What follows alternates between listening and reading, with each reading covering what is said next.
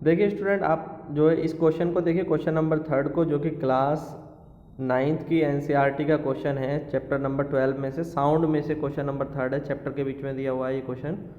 तो क्वेश्चन क्या कहता है कि what are the wavelength, frequency and time period and amplitude of a sound wave. तो किसी साउंड वेव की वेवलेंथ क्या होती है, किसी साउंड वेव की फ्रिक्वेंसी क्या होती है, उसका टाइम पीरियड क्या होता है, एम्पलीट्यूड क्या होता है। तो 4 वर्ड पूछे हुए हैं आपसे, इन सब का आपको डेफिनेशन बतानी है। ठीक है, आधे आधे एक एक नंबर में ही आपसे पूछा जाता है। तो देखिए, तो ये क्या है, यहाँ पर हमने एक साउंड वेव को ड्रॉ किया हुआ है।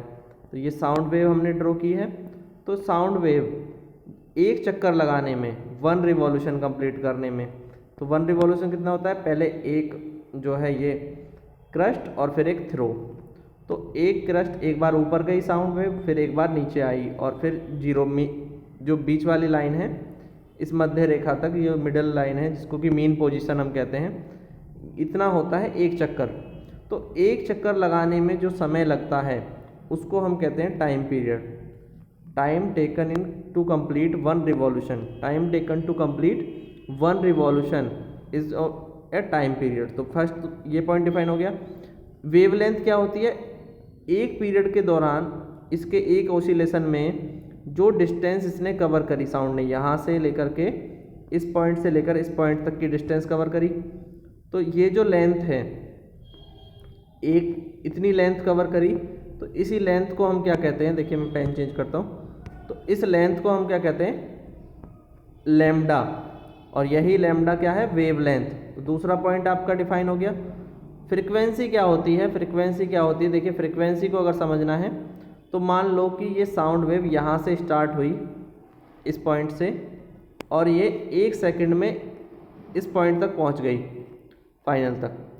तो इसने कितना चक्कर लगाया, इसने एक चक्कर लगाया यहाँ से यहाँ तक, दूसरा चक्कर लगाया यहाँ से यहाँ तक। तो इसने कितने ऑसिलेशन कंप्लीट करे, 2 ऑसिलेशन कंप्लीट करे। कितने टाइम में, अगर टाइम होता सिर्फ 1 सेकंड का, तो 1 सेकंड में अगर 2 ऑसिलेशन कंप्लीट करे तो इसकी फ्रिक्वेंसी क्या हो जाएगी, इसकी फ्रिक्वेंसी हो जाएगी 2। ठीक है, अभी इनके आंसर मैं आपको शो करने वाला हूँ, सारे आंसर कैसे लिखेंगे। फ्रिक्वेंसी क्या होती है, number of oscillation in unit time, number of oscillation in unit time. तो यूनिट टाइम के अंदर कितने ऑसिलेशन कंप्लीट हुए, वही क्या होती है, फ्रिक्वेंसी। यूनिट टाइम होता है 1 सेकेंड, 1 मिनट, ठीक है, 1 घंटा। तो यूनिट मतलब 1, तो 1 कोई टाइम दिया होगा, 1 सेकेंड दी होगी, 1 मिनट दिया होगा, या 1 आवर दिया होगा, तो उसमें कितने चक्कर लगाए। जनरली ये 1 सेकेंड होता है ना, जनरली क्या होता है 1 सेकेंड।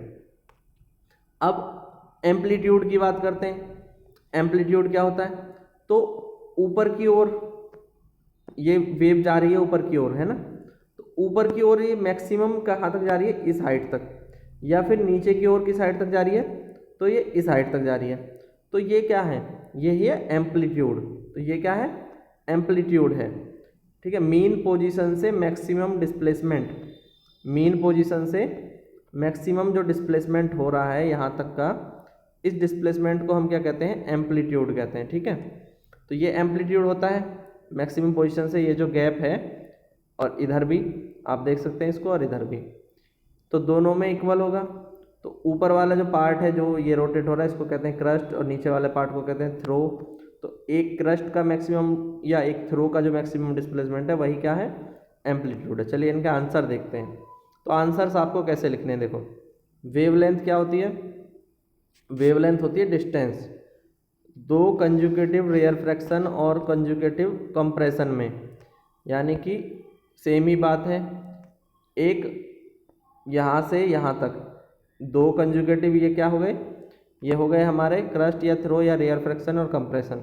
देखिए एक डायग्राम मैं आपको दिखाता हूँ, ठीक है, तो उस डायग्राम से आप समझ जाएंगे।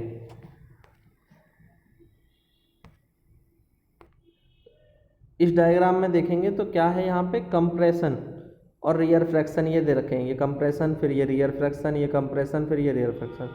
तो एक कंप्रेशन से दूसरे कंप्रेशन तक की जो डिस्टेंस है, वही क्या है, वेवलेंथ है, ऐसे भी कह सकते हैं। यानी एक रोटेशन कंप्लीट होने में जो है वो भी वेवलेंथ है, इसके टॉप पॉइंट से इसके टॉप पॉइंट तक की जो डिस्टेंस है वो भी वेवलेंथ है। ठीक है, तो कन्फ्यूज़न नहीं होना चाहिए, ये भी वेवलेंथ है, या यहाँ से यहाँ तक की जो डिस्टेंस है मैक्सिमम से मैक्सिमम पॉइंट की, ये भी वेवलेंथ है।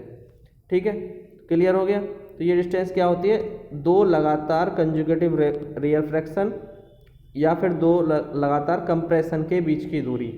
इसको हम किस में नापते हैं, मीटर में नापते हैं। ठीक है, सेंटीमीटर में मेजर कर सकते हैं। तो ऐसा यूनिट होती है मीटर। तो वेवलेंथ की ऐसा यूनिट क्या होगी, मीटर। फ्रीक्वेंसी, फ्रीक्वेंसी क्या होता है, नंबर ऑफ ऑसिलेशन, कितने कंपन या कितने ऑसिलेशन हुए पर सेकंड, एक सेकंड में। ठीक है, पर सेकंड कितने ऑसिलेशन हुए, इसको किस में नापते हैं, हर्ट्ज में।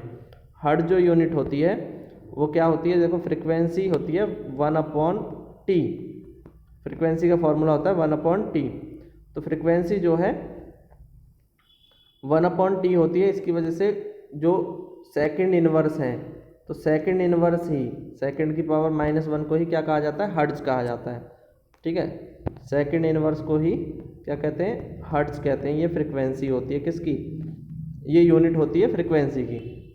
ठीक है, फ्रीक्वेंसी की यूनिट है, फ्रीक्वेंसी की क्या है, यूनिट है। ठीक है, देखिए नेक्स्ट, तो टाइम पीरियड क्या है, time period, time taken by the sound wave to complete one oscillation. एक चक्कर लगाने में लगा समय, तो एक चक्कर लगाने में कितना लगेगा, जो भी टाइम लगेगा सेकंड में लगेगा। ठीक है, कैलकुलेट कर लेंगे, हो जाएगा। एम्पलीट्यूड क्या है, एम्पलीट्यूड है मैक्सिमम, देखो यहाँ पे आपको ये नज़र नहीं आ रहा होगा, मैं इधर कर देता हूँ, हाँ, मैक्सिमम हाइट। एम्पलीट्यूड क्या है, मैक्सिमम हाइट है, मैक्सिमम हाइट है क्रस्ट की या थ्रो की। तो क्रस्ट और थ्रो क्या होता था, मैंने अभी बताया था। देखो क्रस्ट और थ्रो क्या होता है, इसका जो अपर पार्ट है ये है क्रस्ट और ये है थ्रो। ठीक है, क्रस्ट और थ्रो क्या होता है, तो ये क्रस्ट और ये थ्रो। तो ये ऊपर वाला जो है ये क्रस्ट है और नीचे वाला जो पार्ट है वो है थ्रो। तो इसकी जो मैक्सिमम हाइट है, तो एक साउंड वेव को जब हम ऐसे रिप्रेजेंट करेंगे तो इसकी जो मैक्सिमम हाइट है, ये जो हाइट है यहाँ से यहाँ तक, या ये हाइट, तो ये दोनों एम्पलीट्यूड है। ठीक है, समझ आ गया आपको इसके चारों की डेफिनेशन। तो ये एक एक नंबर में आपसे पूछी जाती हैं। ठीक है, एक नंबर में ये आपसे पूछी जाती हैं, तो आपसे 2 या 3 या चारों पूछ ले तो आपके 3-4 नंबर इससे पक्के हो जाएंगे। ठीक है, तो वीडियो को लाइक ज़रूर कर दें और शेयर करें और चैनल को सब्सक्राइब करें। और भी अगर क्वेश्चन के आंसर देखने हैं तो आप सर्च करके चैनल पर देख सकते हैं। Thank you guys, thanks for watching.